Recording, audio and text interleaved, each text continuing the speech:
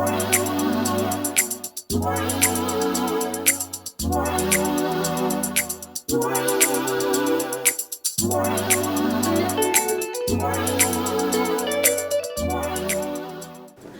guys, what's up? Welcome back. Welcome back. Okay, today I am giving advice to young female photographers. Yeah, I'm doing my due diligence. I am giving the next generation the key codes, the bombs, all of these things you don't have to do right now, but definitely go get you a pen, go get you some paper, notepad, notebook, phone, write these things down. Okay, I made a list because I feel like these are things that I wish somebody would have told me when I was coming up in the game. You feel me? Okay, and so I'm gonna let y'all know so y'all don't have to, figure it out as you go. And I'm still figuring things out as I go, so I will drop these little gems or these bombs, as I grow too. But anyways, today I'm gonna give you guys, I have been shooting now for 10 years. If you're new here to this channel, hey, I'm Jazzy Uwo. I'm a photographer based in LA, from Detroit, okay, live in Chicago too, little sprinkle. So yeah, I have been around the block and I have been shooting for, it will be 11 years this year, which is insane, but also it's not, because I'll be 30 this year, so it kind of makes sense. But it's like, damn, bitch, like, you've been shooting forever. But so I got some things to tell y'all. I got some gems, so I'm gonna just get into it. I'm gonna just shoot them like off. I'm gonna just go, because I know you just want to write them down and you just want the info. So stick around if you guys want to know some advice I have to give from a professional photographer. Okay, so the first one is to shoot a lot and often. And this is if you are a new photographer, definitely make sure that you are shooting a lot and often. This really helped me to like hone in on what I wanted to shoot, what I was looking for specifically, and this will change. Like, I remember when I first started, I was shooting like every other day, trying to set up a shoot with my friends, trying to set up a shoot with my dog, trying to set up a shoot with my little sister, a shoot with everybody that was just there. Now this is going to help you to basically get used to composition, what you're looking for in the photo, what kind of focuses you want to do, like what range of focus you want to focus on, just depth of field, ISO, all that, f-stop. This is where you just go crazy. Okay, so this is for like beginner photographer. Definitely make sure you're shooting all the time. So the more you shoot, the more you learn. So the next one is going to be to decide on a subject that excites you, but understand that this will change. So when I first started, what excited me was black and white photos and kind of like street life photography, or like lifestyle stuff. So I was just shooting like, in the streets, or like shooting a lot of black and white photography, and it was kind of inspired by whoever I was looking up to at the time. And at that time I was researching Gordon Parks a lot, so I was just really trying to imitate his work, which is good for starting photographers. If you find a photographer that you like, try to imitate their work. It is okay to try to make your work look like somebody else's for the time being. You will originally find your own style and make it your niche or whatever, but in the beginning, definitely try to hone in on what excites you as a photographer and like go in that direction. People was definitely my thing, so that's what I focused on. People and fashion. So I would definitely have my friends, dressing up, wearing something fashionable and shooting that. Even if it's not like, what I wanted to be, it was aiming in that direction.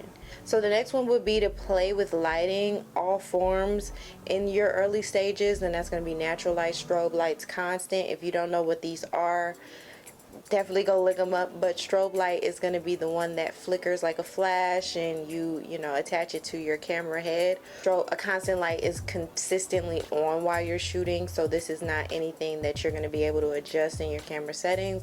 And then natural is, God's light.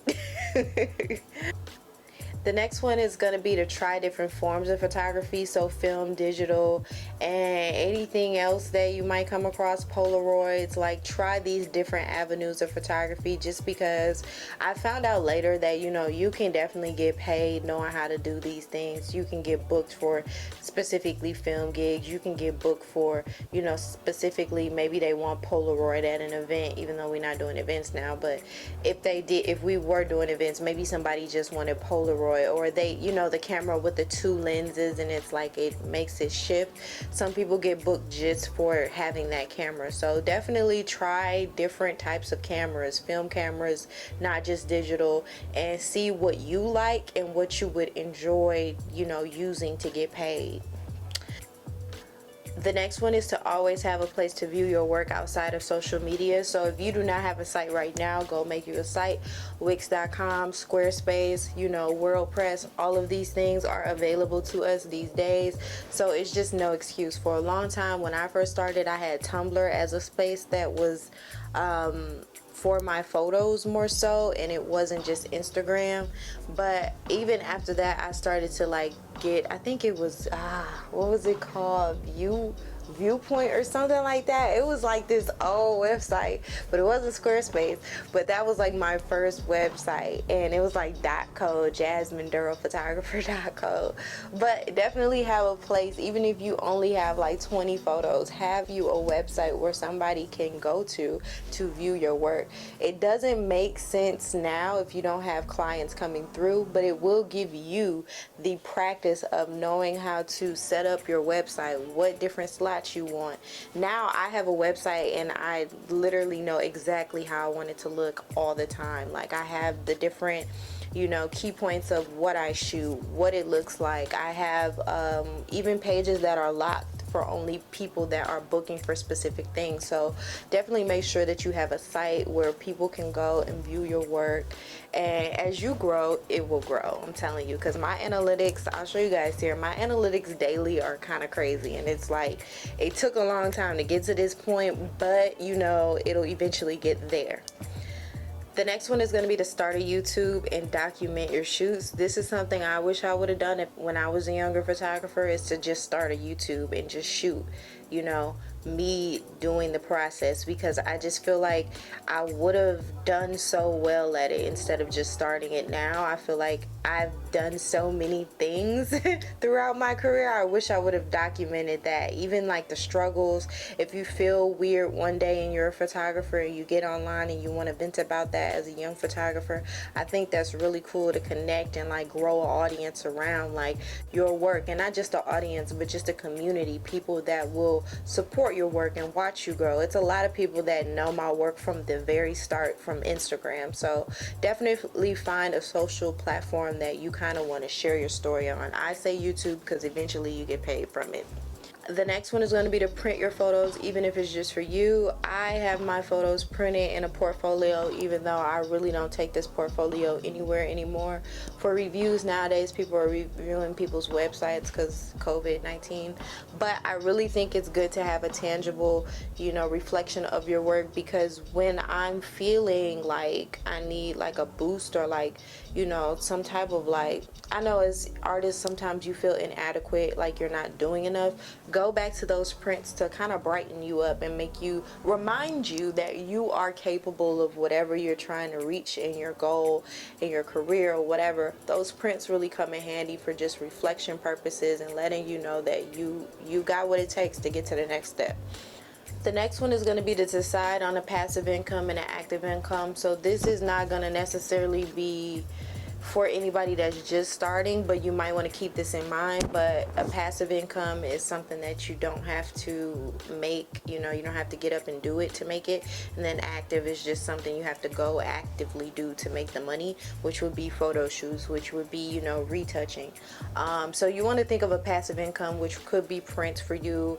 Passive income could be, I have a mug with my print on it, so you can make t-shirts, you can make bags, you can make anything that somebody that likes your work would want to purchase, and that could be passive income. Passive income could also be a form of YouTube. Like eventually if you grow a YouTube, that could be passive income. That is a streamline for you to, you know, making your sleep. The next one is going to be to study retouching. It could be active income, and to also study product photography. That can also be active income. The next one is going to be to practice having an assistant on set. So if you're just starting out, this might not be necessary, but if you're kind of seasoned and you've already done a paid shoot, definitely practice having an assistant on set with you. This is going to like get you groomed for more commercial work when you actually have an entire set producer, you know, assistant, second assistant, all that kind of stuff. So you just want to get used to that atmosphere of having somebody there to help you, having somebody to help you, you know, do the backdrops or put things up, which also you also want to practice tethering. Tethering is something that is not necessary when you do smaller shoots, but if you're going to be doing larger shoots and you want to get into more commercial work, definitely start practicing tethering on your own. You could do this, you know, at a shoot with just a friend, test shoots, just practice doing it and see if you know, get the hang of it. That way when you finally do have a digitech, you already kind of know how things go down. If anything happens, you kind of are back up and you know how to set up, you know, the tethering or Capture One or whatever you're using, Lightroom. The next one is going to be to assist other photographers. This is kind of how you learn the rhythm of how commercial photo shoots go or how magazine shoots go. If you don't have access to this, try to assist somebody maybe at a lower level than that and see how they go. And then, you know, as you grow and you meet different people, you'll eventually run into that. It happens. But definitely try to assist whoever you're trying to, you know, whatever you're trying to become. If it's somebody that's a wedding photographer, go try to assist them, see how they work, and see how you can take ideas of how they move and implement it into your own business. So the next one is going to be to have a go-to lighting technique for both natural, strobe, and even constant. I found that this is a very, very, you know, just essential and organizational to have if you know, are on set or in general. I have a go-to lighting setup which I use 2 lights for. I have a go-to lighting setup which I use 3 lights for, and for also 1 light.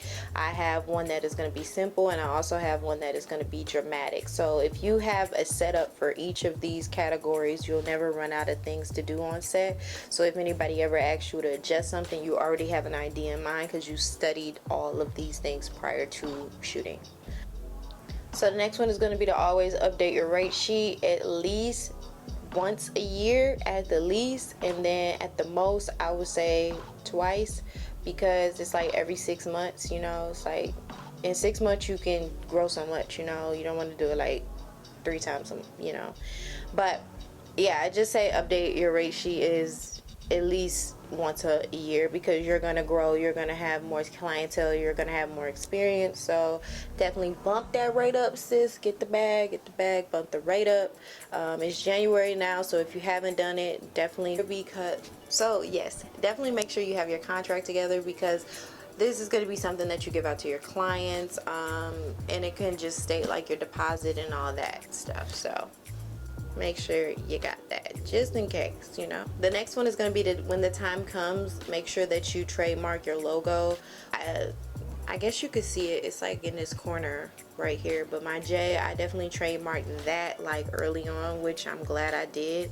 And you just have to make sure that you're checking to see when it needs to be updated. I think it's every 3 years. I don't know, I might be lying, but double check with your Secretary of State in whatever state you're in. It'll be listed there, or you can have a lawyer actually do it for you if you don't feel like you're confident enough to do it yourself.